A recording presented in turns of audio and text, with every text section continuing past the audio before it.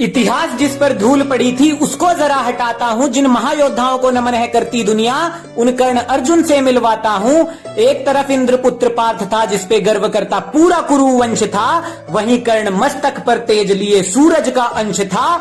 विडंबना थी बहुत भारी, नियति ने खेल ऐसा कुछ रचाया था। एक माँ की दो संतानों को न जाने शत्रु क्यों बनाया था।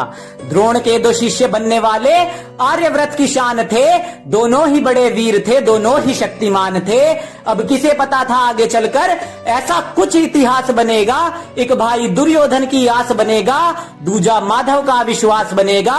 पर नियति के चक्र में दोनों पिस जाएंगे, क्योंकि एक धर्म रक्षक और दूजा अधर्मी के श्वास बनेगा।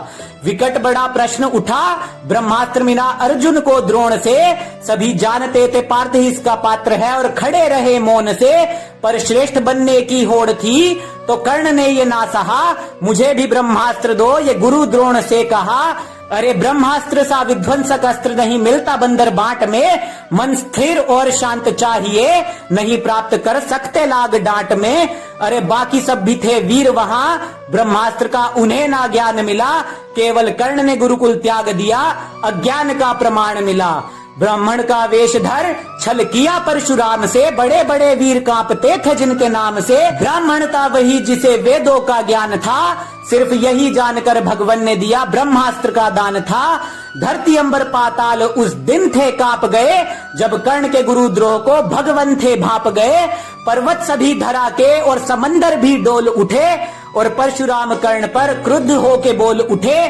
तुम सा क्षत्रिय ना कोई हो पाएगा, पर झूठ के आधार पर ब्रह्मास्त्र ना साथ रह पाएगा।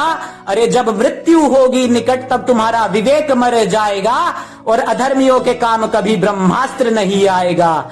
और वहीं दूजी ओर पार्थ था जिसने धर्म का साथ चुना। द्रोण भीष्म इंद्र कृपा सभी गुरुओं से ज्ञान सुना। अरे पार्थ से मिली ये सीख, सीखने की ललक जो जगाएगा। उत्तम बनने की चाह से एक दिन सर्वश्रेष्ठ वो हो जाएगा। अब परशुराम से ज्ञान लेके कर्ण महायोद्धा बनकर आया था, और ऐसा अद्भुत वो वीर था जिसने जरासंध को एक दिन में हराया था। अब दुर्योधन का ऋण उसने भानुमति स्वयंवर में चुकाया था, जब दुर्योधन के प्राणों को उसने अपने शौर्य से बचाया था। अब जब प्राण बचा लिए थे तो फिर कैसा ऋण शेष था। दुर्योधन समक्ष कर्ण क्यों अधर्म करने को पेश था। कलयुग में भी अधर्म का बीज जो बो जाएगा, एक अधर्म करेगा तो आगे भी करता जाएगा। अरे फिर से धर्म युद्ध होगा, शीश उसका गिर जाएगा। अधर्म के साथ जो भी होगा उसका सामर्थ्य मिट जाएगा। धर्म की पताका लेके श्वेत वाहन कोई आएगा, फिर से माधव साथ होंगे और सभ्यसाची अधर्म का काल बन जाएगा। अब दोनों वीरों की गाथा को आगे मैं बढ़ाता हूँ, युद्ध के हाल को संक्षेप में बताता हूँ। सामने कर्ण था पर वत्सा वो विशाल था, अनंत बल भुजाओं में विरोधियों का काल था। कर्ण के समक्ष उसका अनुज पार्थ था, भूत का कोई छल नहीं आज का यथार्थ था। जिसका धर्ममयी भाल था कहलाता महाबाहु, और स्वर्णमय चरित्र उसकी ढाल था। वीर आहुति देने चल पड़े, धर्म युद्ध का वो यज्ञ था। कर्ण जानता था अनुज को अपने पर अर्जुन अनभिज्ञ था। सभी देव थे चकित वहां, युद्ध ऐसा विकराल था। कर्ण लड़ रहा था वीर भद्र सा, और मानो पार्थ महाकाल था। कर्ण के रथ पर अधर्म का बोझ था इतना बढ़ा, चक्र धरा में था जा फंसा और वो धरा पर ही था खड़ा। कर्ण ने पार्थ से कहा, पार्थ धर्म का ना त्याग करो, मेरा चक्र भूमि से ऊपर आए फिर मुझ पे वार करो। धरती गगन पाताल एक बार फिर से डोल पड़े, जब वासुदेव कर्ण पर क्रुद्ध होके बोल पड़े। पार्थ तुम्हें जो धर्म सिखा रहा, खुद अधर्म का वो पोषी है। इसने अधर्म किया था अभिमन्यु से, यही पांचाली का दोषी है। बात सुन माधव की अर्जुन, कर्ण फिर से टूट पड़े। दोनों के तीर फिर से तरकश से छूट पड़े, पर क्रोध में भर अर्जुन ने अंजलि का अस्त्र था चला दिया।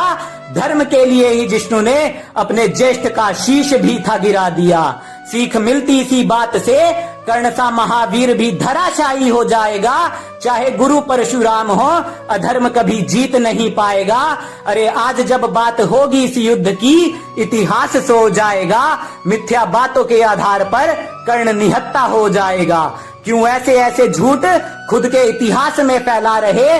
कुछ ज्ञान जला नालंदा में और कुछ को तुम जला रहे। अरे धर्म और अधर्म की वीरता को मापना ही व्यर्थ है। धर्म संगत होना ही सबसे पहले वीरता का अर्थ है। हारा था अधर्म द्वापर में, हारेगा आज भी। अरे सत्य का सदा से ही राज था, करेगा राज आज भी। जिस पक्ष में नारायण थे उस पक्ष में हम आज भी, और जिस पार्थ पर माधव को नाज था उस पर हमें है नाज आज भी, उस पर हमें है नाज आज भी।